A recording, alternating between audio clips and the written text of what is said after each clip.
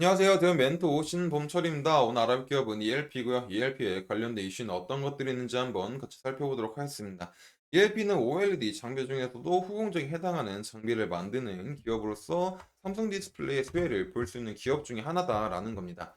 그래서 ELP 같은 장비주들은 결국에 전방 산업인 디스플레이 패널 업체가 지속적으로 투자를 해야 매출에 대한 긍정적인 신호를 기대해 볼 수 있지만 23년도에는 시설 설비 투자나 어떤 증설에 대한 수요가 줄게 되면서 많은 장비주들이 어려운 상황을 겪었다라는 겁니다.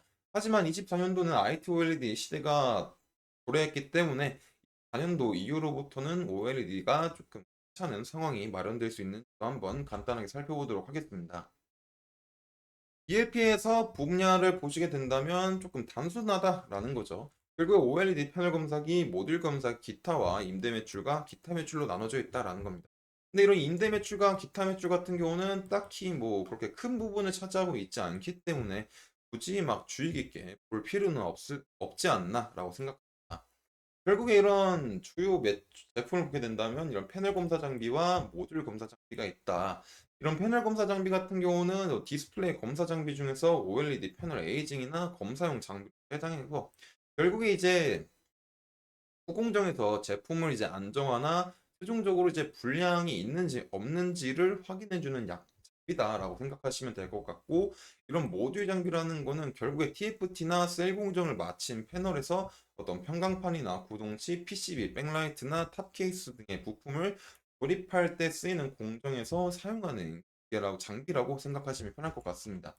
그래서 결국에 이런 패널 검사 장비와 모듈 검사 장비는 앞서 말했듯이 OLED와 LCD 전방 산업에 따라서 달라진다라고 보시면 될 것 같습니다.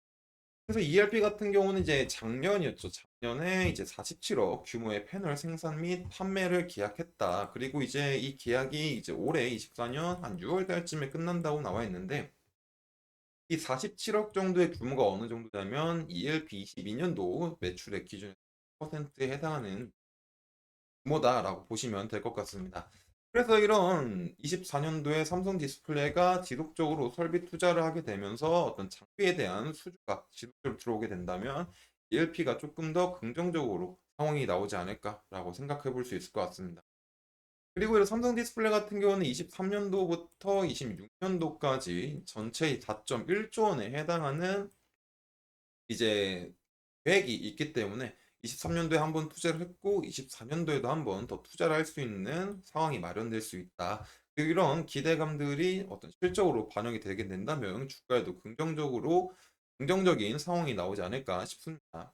그래서 이런 세계 디스플레이 시장 전망을 보시게 된다면 LCD가 노란색인데 이 LCD 같은 경우는 막 그렇게 크게 변동사항은 없습니다. 하지만 OLED 같은 경우는 지속적으로 비중이 늘어나 있는 상황이기 때문에 이 상황에 맞춰서 뭐 LG나 삼성이나 BOE나 CSOT 등 많은 기업들이 지속적으로 설비 증설을 하고 있다. 그래서 24년도부터는 조금 긍정적인 상황이 마련될 수 있는 상황인 거죠. 그래서 이런 부분들을 지속적으로 한번 체크해 봐야 될 것 같습니다. 그래서 ELP에 관심 있으신 분들은 제 영상을 시청해 주시면 감사하겠습니다. 그래서 ELP에 대한 주가도 한번 살펴보도록 하겠습니다.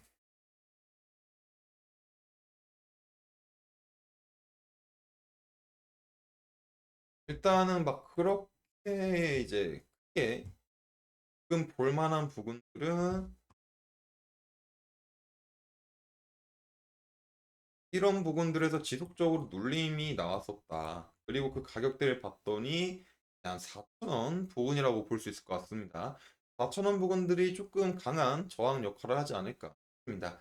그래도 그나마 다행인 거는 이 4,000원 부근에서 하락을 했지만 지속적으로 저점인 3,200원 부분들은 조금 지켜주고 있다라고 볼 수 있을 것 같습니다.